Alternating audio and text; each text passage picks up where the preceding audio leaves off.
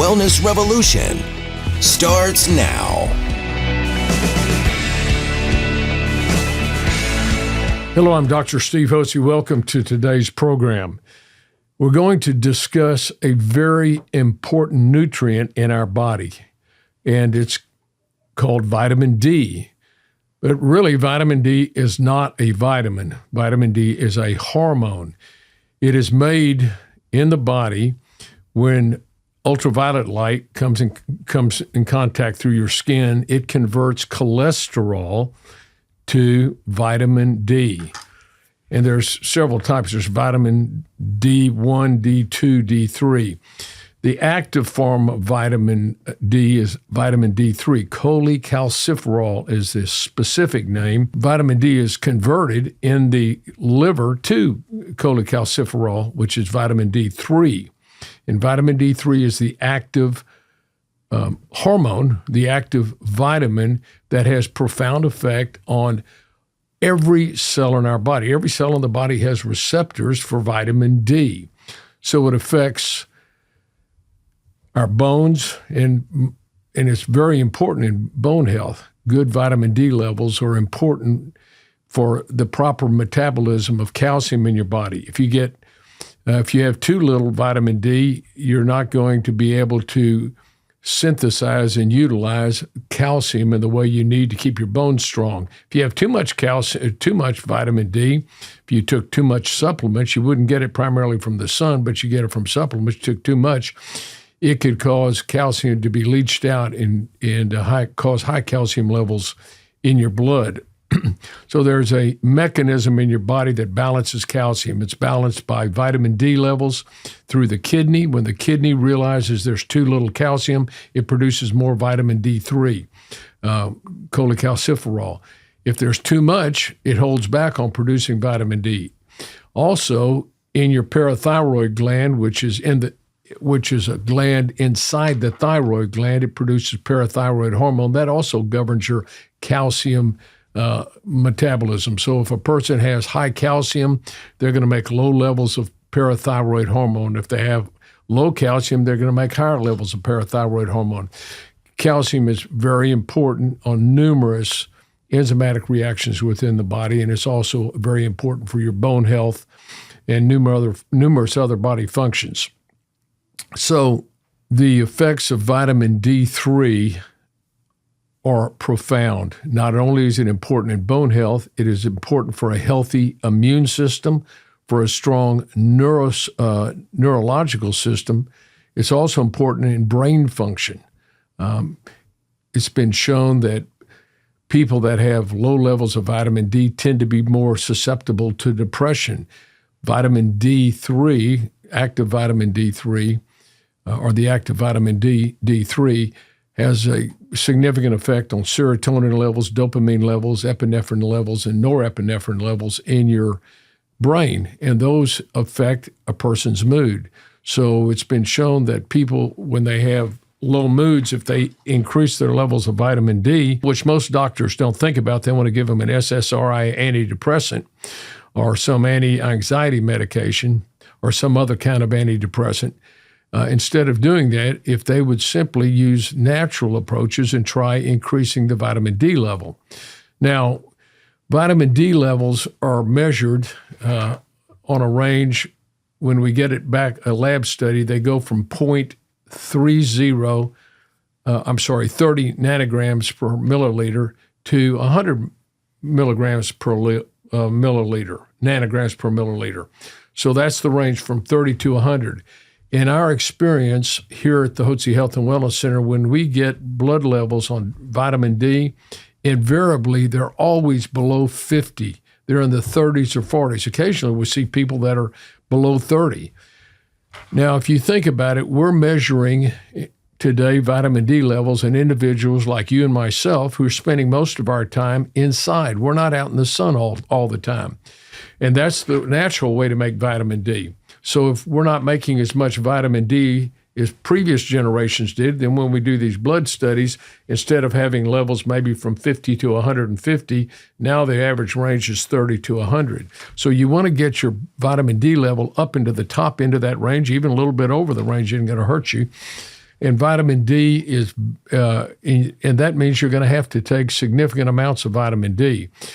I believe that the FDA says that their recommended daily allowance is 600 international units a day. Well, you can't get a good vitamin D level on 600 international units. I have personally taken 25,000 international units for years, and I just struggle to get it up to about 100. Now, I may not assimilate it as well as other people, and it depends if you take vitamin D3 alone in a gel form or whether you take it in another form that we now have here at the center, and that's in a capsule form, vitamin D3 with K2, vitamin K2. And those working together tend to be better absorbed and tend to get the vitamin D levels up quicker. We routinely put our guests on approximately 10,000 international units of vitamin D3 with 100 milligrams of vitamin K2. Now, vitamin K2 is important because it helps when vitamin D3 causes calcium to be released from the bone. K2 moves it back into the bone. Vitamin K2 also helps take calcium out of other tissues, for instance, in the coronary arteries. It helps suck out the calcium and put it back into the bone to keep the bone strong. So vitamin K2 and vitamin D3 should be taken in combination together. You shouldn't take vitamin D3 alone without taking any K2, whether you're taking it in combination or two separate capsules. So I talked about the importance of vitamin D3 in bone health. It's also important in the immune system. It is an immune system modulator. And every immune system cell has a vitamin D3 receptor. And we know that individuals who have low levels of vitamin C tend to be prone to the flu and viral illnesses and colds. When COVID went around several years ago, they found that people that had low levels of vitamin D ended up in the hospital doing much worse and having increased mortality as opposed to those people that had high levels of vitamin D. That's why we encouraged all our guests and have always encouraged to get your vitamin D levels up. I have done some more study on vitamin D and have found that the levels I thought the amount you should take and the levels you should get really weren't profound enough to cause and improve your health. So that's why we recommend at least 10,000 vitamin D3 with 2,000 K2, and you can follow your parathyroid level and your calcium level to see really if you have enough vitamin D3. So it's important for immune system health. It's important for the neurological system. It's been studies have been done in people with multiple sclerosis. Given high dose of vitamin D, have resolution of their multiple sclerosis. That was done by a doctor in Spain or in Portugal, and they did a wonderful study on that. And he was having 95% success rate on his patients that he gave high levels of vitamin D3 to, who had multiple sclerosis. Interestingly enough, it's also very important as an anti-cancer agent. What vitamin D3 does is it controls the cancer cell's ability to differentiate and to proliferate, and it causes cancer cells to have apoptosis. That's where they commit suicide and they kill themselves. It also regulates the immune cells that govern the microenvironment of the cancer.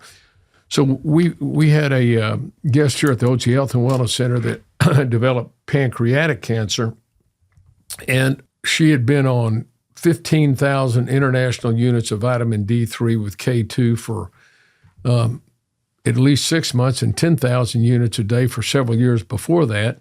And you would expect her to have had a good vitamin D level. But when we checked her vitamin D level, when we found out she had pancreatic cancer, her vitamin D level, despite the amount that she was taking, was only 46. So she went to see a doctor that did more natural approaches to cancer. And the doctor said he wanted her blood levels in cancer to be between 120 and 150. I was also told, and I've seen studies on this, people with cancer have low levels of vitamin D. They're in the low end of the range, below 50. So, and they've found that people with high levels of vitamin D very rarely develop cancer. There's a correlation between vitamin D levels and the incidence of cancer. So one thing you might do to help prevent or help defend against cancer is make sure you get your vitamin D levels up into a good range. I'd get them well above 75. I'd get them 85 to 90 to 100 at least, and keep them at that level. You'll do fine. There's not going to have any adverse effects on your body at all. But that can have a profound effect on your body's preventing the development of cancer in your body. Now, if you have cancer, vitamin D fights against cancer, and they're at an attack. So the lady that I told you about who had pancreatic cancer, after she went out to a cancer center out of state, and she was there for 7 weeks, and she received 50,000 international units of vitamin D3 every other day, Monday, Wednesday, and Friday, and every day she took it by mouth, 30,000 international units. After she had been there 7 weeks, when she came back to see us at our center, we checked her vitamin D level, and it had only gone up to 62. And we kept her on the same regimen, 50,000 international units intramuscularly IM injections 3 times a week, and vitamin D3, K2, taking 30,000 international units every day. The following week, it went up to 77. The following week, it went up to 100, and it stayed there for 2 weeks. Then it went to 119. It got up to 146. Now, that's wonderful. And in talking to the cancer doctor, he said, this is where we want it. And he said, we've noticed in individuals that have an uptick in their cancer, as it grows, their vitamin D levels plummet. So it's a good sign after it. But it took us 8 or 9 weeks for this particular patient to get her vitamin D levels up into a level that was going to protect her against the cancer and help fight off the cancer. So that was a very good indication that the pancreatic cancer had at least regressed or at least stopped growing. It wasn't as active. And some other additional blood tests showed that it wasn't active. It was very low activity in the cancer. And when we measure a particular CAT scan that's done on the cancer with radioactive agent, you can tell how active the cancer is, and the cancer activity had fallen by 30%. So that was a good sign, but a lot of that has to do with the vitamin D3, and I highly recommend that you get your vitamin D level tested, but you can safely start on 10,000 international units every day with 100 milligrams of K2 and take that every day and just follow your vitamin D level. You can take that without any problem for months, but I'd have it checked, and then you can check your vitamin D level in several months and keep it around somewhere in the, between 90 and 100. You can even go above 100 slightly, and it's not going to hurt you. Also, they've done studies in heart disease and found that high levels of vitamin D correlate with decreased risk of coronary artery disease. Low levels of vitamin D increase the risk of coronary artery disease. Also, individuals that have asthma, type 2 and type 1 diabetes, recurrent flu symptoms, fibromyalgia, all these people tend to have low levels of vitamin D. So we know vitamin D can have a profound effect on your health. And I want you to, when you finish listening to this podcast, I want you to write down as a goal to get yourself up on a good dose of vitamin D to protect yourself from a host of illnesses. By the way, when they do, I've read meta-analysis of studies that show that there's a decreased mortality rate, all-cause mortality, whether it's from strokes, heart attacks, cancer, diabetes, high blood pressure, kidney disorders, liver disorders. People that had high levels of vitamin D have a lower all-cause mortality, a lower rate of death. People with low levels of vitamin D have an increased all-cause mortality. So I want you to go away with this one main focus. You need to get good elevated levels, get your vitamin D levels elevated up into a high range in order for you to maintain your health and decrease your risk of dying young from any number of diseases. I'm Dr. Hotze, and If you would like to visit with us about how you can get on a path of health and wellness, don't hesitate to call us here at the Hotze Health and Wellness Center. Our goal here at the Hotze Health and Wellness Center is for you to get on a path of health and wellness naturally, so as you mature, you have energy, you got vitality, and you've got enthusiasm for life. I'm Dr. Hotze. Thanks for joining us today.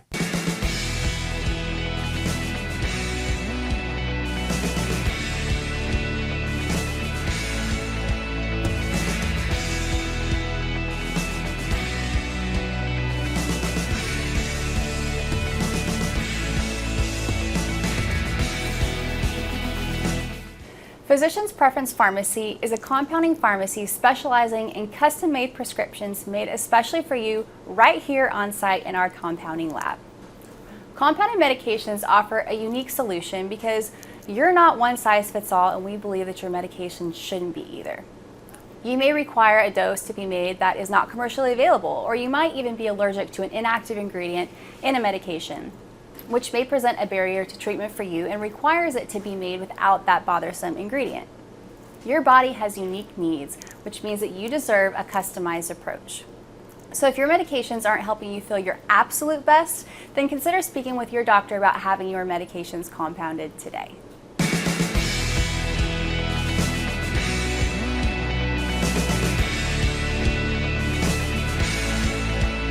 Information provided on this program is neither intended nor implied to be a substitute for professional medical advice and is not intended to replace the services of a physician, nor does it constitute a doctor-patient relationship. You should not use information from this radio program to diagnose or treat a health problem or disease without consulting with a qualified healthcare provider. If you have or suspect you have an urgent medical problem, promptly contact a professional healthcare provider or call 911. Dr. Hotze's Wellness Revolution advises you to always seek the advice of a physician or other qualified health provider prior to starting any new treatment or with any questions you may have regarding a medical condition. Any application of the recommendations from this program is at the listener's discretion.